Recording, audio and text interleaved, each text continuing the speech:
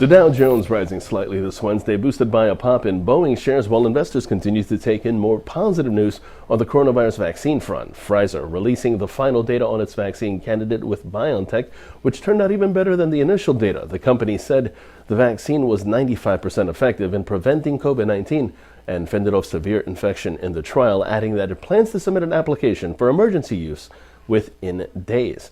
Now, taking a look at the Forex market, it's more of the same since the morning. The euro dollar is where we begin.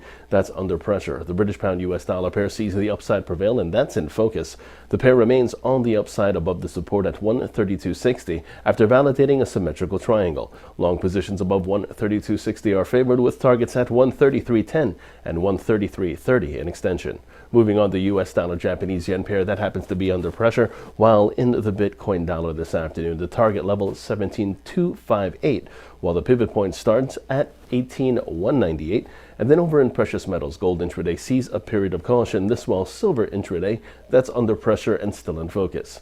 Silver on the downside below the resistance at 24.46 and below its declining 20 and 50 period moving averages. Short positions below 24.46 are favored, with targets at 24.13 and 24.02 in extension.